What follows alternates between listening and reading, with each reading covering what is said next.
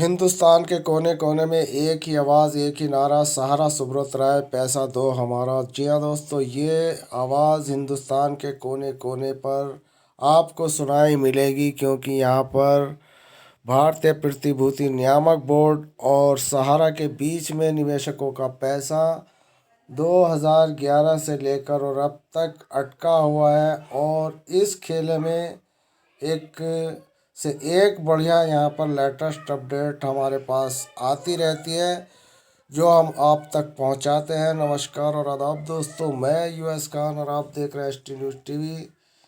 जैसे कि आप जानते हैं कि सहारे से जुड़ी हर एक लेटेस्ट अपडेट हम आपके लिए लेकर आते हैं।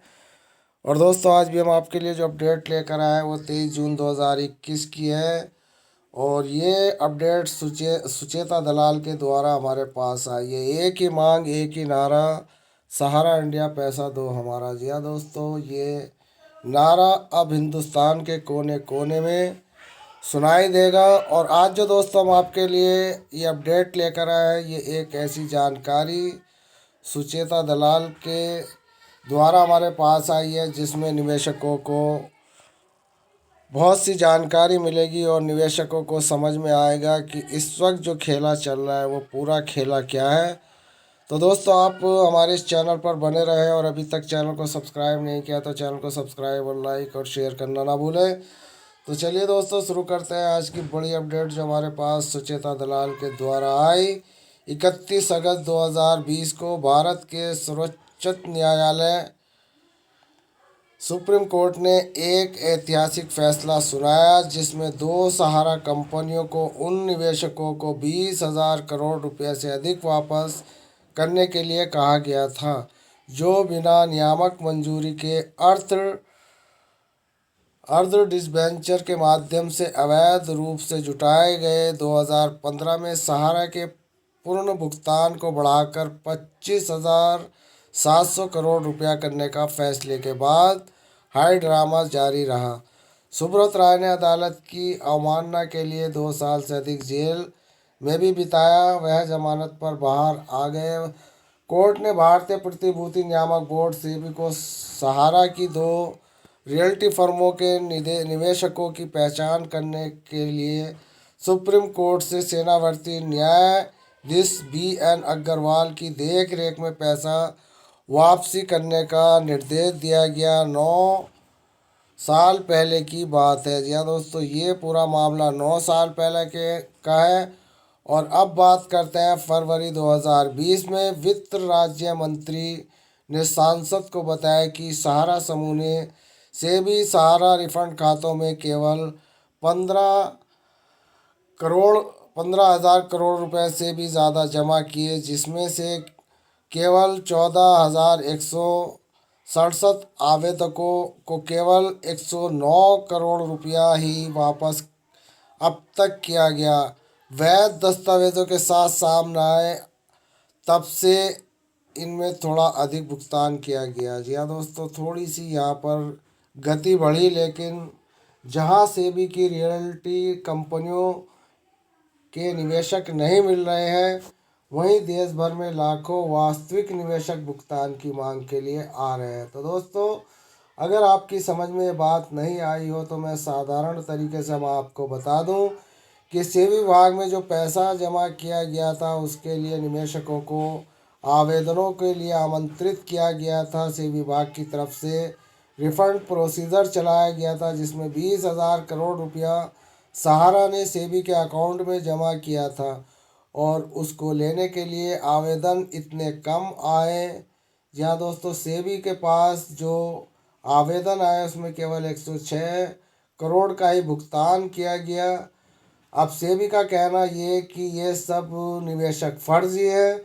इधर निवेशक देश भर में लाखों वास्तविक निवेशक भुगतान की मांग के लिए आ रहे हैं। तो दोस्तों, इधर सेबी ये कहती है कि ये फर्जी निवेशक है। इधर वो निवेशक जो सहारा सुब्रत राय की इकाइयों में अपना पैसा लगाया था, और वो उन इकाइयों को सेबी विभाग ने उनको बंद कर दिया था, या ये कहिए कि उनको बैन कर दिया था। और उसके बाद इन निवेशकों का पैसा अदर कंपनियों में एक इलीगल तरीके से दूसरी कंपनियों में अंडरग्राउंड लगा दिया गया बिना निवेशकों की मर्जी से। तो दोस्तों वे वास्तविक निवेशक अब भुगतान की मांग कर रहे हैं। यानी कि एक तरफ तो सेबी विभाग ये कहता है कि फर्जी निवेशक, दूसरी तरफ सहारा उनके हाथ काट देता है दूसरी कंपनियों में निवेश करने के लिए। तो वो निवेशक अपना आवेदन सहारा की यानी कि सेबी विभाग के पोर्टल पर कैसे दे, क्योंकि उनका पैसा पहले ही अदर कंपनियों में कन्वर्ट कर दिया गया। तो अब वो निवेशक सामने आ रहे हैं और उन्हें भारत भर में फैली 4 विशाल सहकारी समितियों के माध्यम से विवाद समूह में निवेश करने का लालच दिया गया था। सेबी द्वारा एकत्रित किए गए धन पर कई लोगों का वास्तविक दावा है, लेकिन नियामक सुप्रीम कोर्ट के आदेश की एक संकीर्ण परिभाषा पर कायम है और ठगे गए निवेशकों की मदद करने के लिए कोई प्रयास नहीं कर रहा है। सहारा के निवेशक पूरे भारत में सोशल मीडिया के माध्यम से विरोध प्रदर्शन कर रहे हैं और कुछ ने तो हताश होकर अपनी जीवन लीला भी समाप्त कर ली। पूरे देश में असंख्य पुलिस शिकायतें दर्ज की गई, या दोस्तों जिनकी कोई गिनती नहीं है, और असंख्य पुलिस शिकायतें की गई, लेकिन सहारा कोई भुगतान नहीं कर रहा है। या दोस्तों ये अब तक की पटकथा इनकी यही है कि सहारा सुब्रत राय चाहे पुलिस के पास सैकड़ों शिकायतें गई हों या उपभोक्ता फोरम की तरफ से कितने भी फैसले निवेशकों के पैसे लौटाने के में ब्याज और आर्थिक मानहानि दंड तक के इनके ऊपर कर्ज लगा दिया गया, लेकिन वो भी सहारा सुब्रत राय से नहीं दिया गया। निश्चित रूप से सुप्रीम कोर्ट का इरादा कभी नहीं था कि सेबी एक दशक तक निवेशकों के फंड पर बैठेगा, जबकि शिकायतें बढ़ती हैं और एक समान समाधान खोजने की ज़रूरत है। जी हाँ दोस्तों, यहाँ पर एक बहुत ही अच्छी बात यह है कि सुप्रीम कोर्ट ने भी कभी ऐसा नहीं सोचा था कि सेबी विभाग एक दशक से कुंडली मारकर सहारा के पैसे पर बैठेगा, और सेबी जानबूझकर निवेशकों की परेशानियों को दूर करना नहीं चाहता। वो केवल सहारा के पैसे पर कुंडली लगाकर बैठने की उसकी ये एक कंपनी नहीं, हजारों कंपनियों पर ऐसे ही ये कुंडली लगाकर बैठे हैं, और सुप्रीम कोर्ट भी मुखदर्शक बनकर सब कुछ देख रहा है, लेकिन निवेशकों के लिए कोई अभी तक कारगर फैसला सुप्रीम कोर्ट की तरफ से नहीं आया।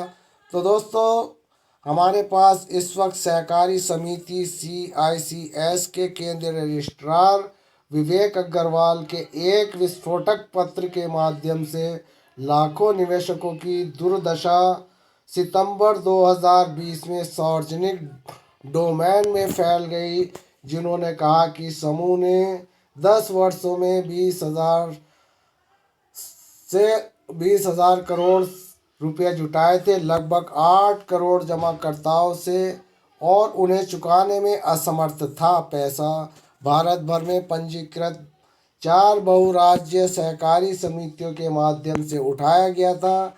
सहारा credit cooperative society limited, Saharayan universal multipurpose cooperative society limited, Hamara India credit cooperative society limited और start multipurpose cooperative society limited.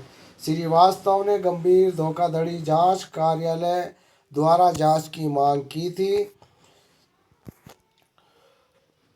रहस्यमयी दौलत सरकार, सुप्रीम कोर्ट और सेबी की गहन जांच के बावजूद 10 वर्षों में करोड़ों रुपये जुटाए गए, लेकिन निवेशकों के अकाउंट में अभी तक एक फूटी कौड़ी भी नहीं गई है। अक्टूबर 2020 में हमारे लेखों के बाद कई निवेशकों ने मनी लाइफ में संपर्क किया, और हमारे गैर लाभकारी संगठन मनी लाइफ फाउंडेशन ने सहारा के भुगतान के दावे के आधार पर 400 से अधिक निवेशकों से जानकारी एकत्रित की और सत्यापित की कि लेकिन समूह ने 18 निवेशकों को 39 लाख रुपए का भुगतान किया और फिर कंपनी प्रतिबद्धता से मुकर गया।